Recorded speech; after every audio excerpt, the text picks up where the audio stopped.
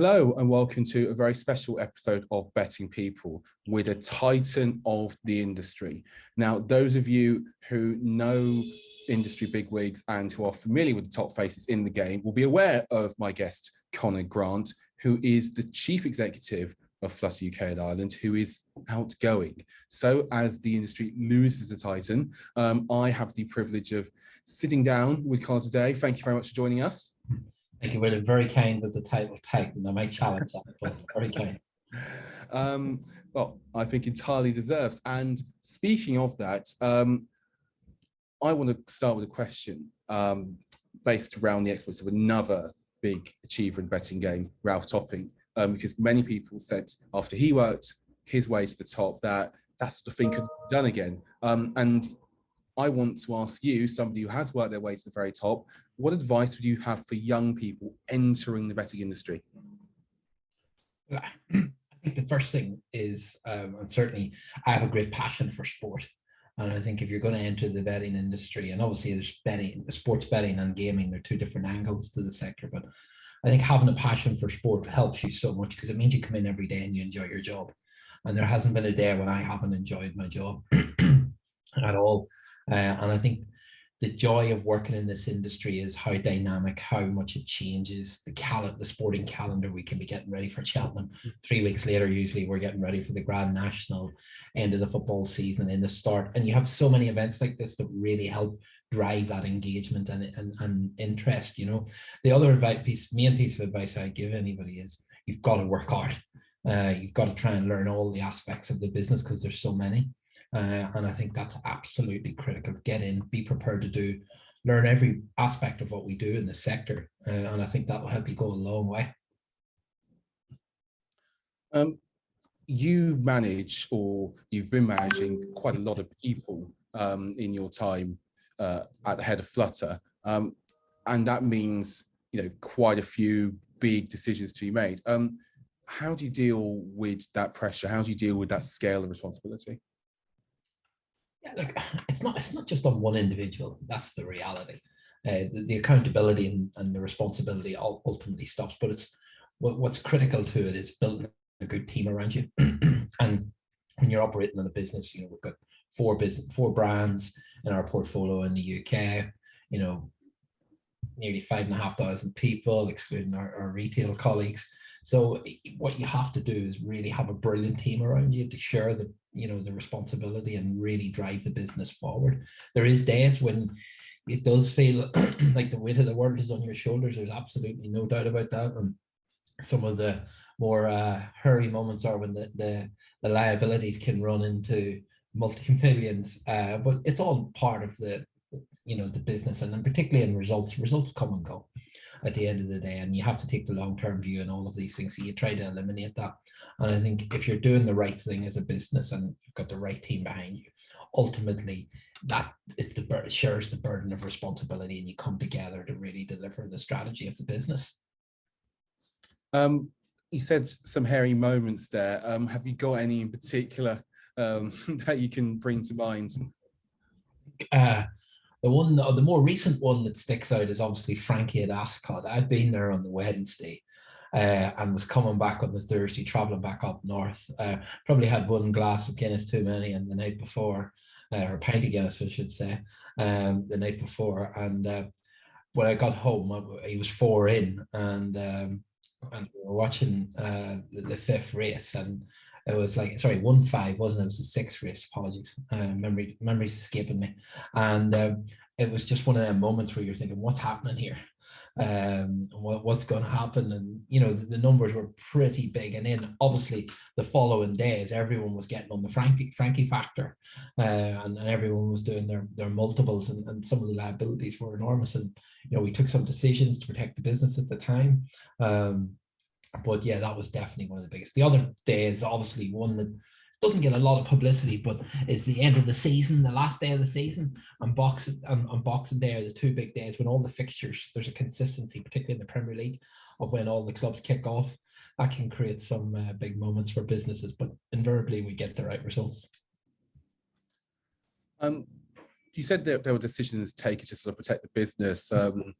what sort of thing would a firm do when, you know, a lot of favourites are winning on a big day, when there is a Frankie factor, or for example, 5 of the big 6 say have won and the other member in the Premier League is about 7s on, you know, what do you do sort of in the heat of the moment, or is it something that's sort of been pre-rehearsed and talked through with traders, etc.?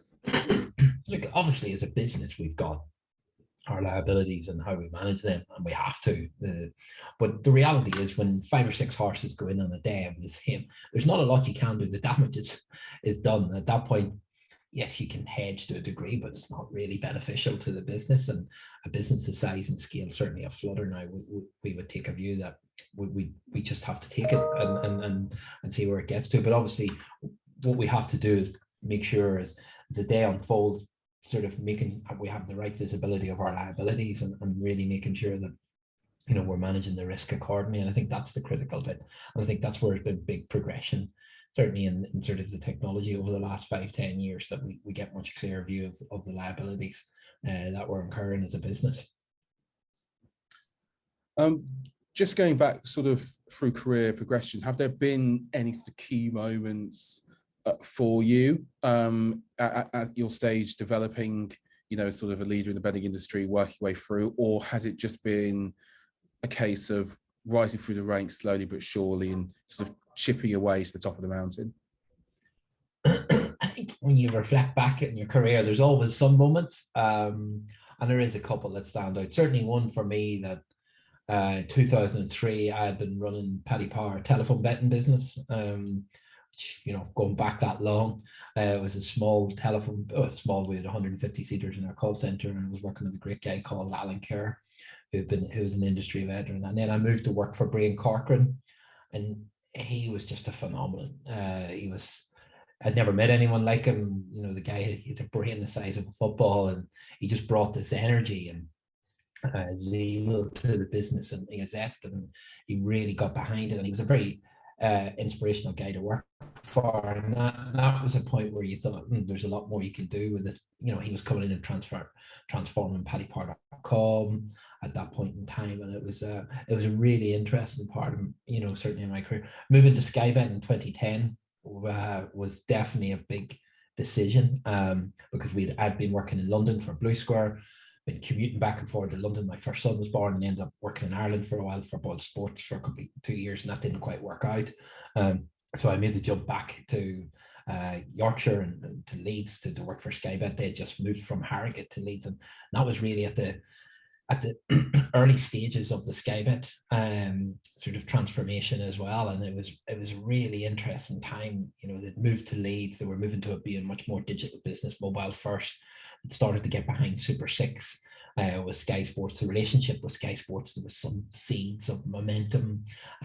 Richard Flint had been building a team around at that time, and I was really lucky to join it in 2010. Then I joined the leadership team in 2011, and they were really sort of big decisions when I look back, and moments in my career, I think, yeah, they were really transformative for me.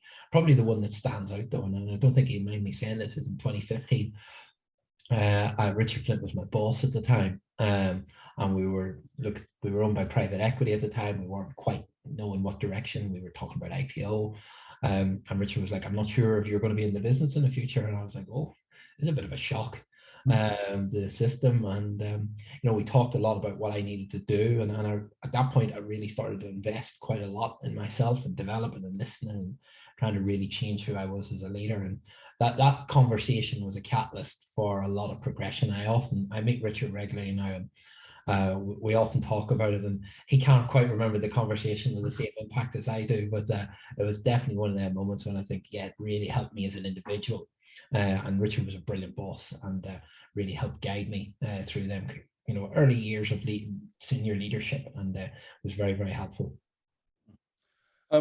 What 3 things, I've settled on number 3 there, you might have more, have you sort of learned that, you know, you really take away as sort of big life lessons through this period, through everything from Dial-A-Bet to, well, where you are now? Big question, William. Life lessons. Number 1 is don't take yourself too seriously.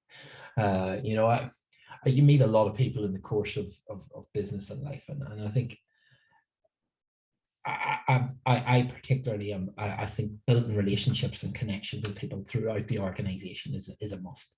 And if you want to progress in any life, you have to treat people with respect, and that's my number one thing: treating people with respect. And I think that is because it's the catalyst to so many things.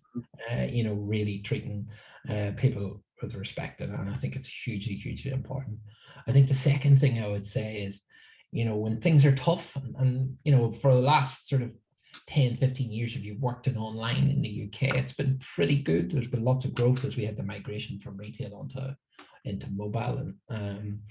But I think when things are tough, and they are, I think what's really important is to not lose sight of the fact that they'll end, the tough times end.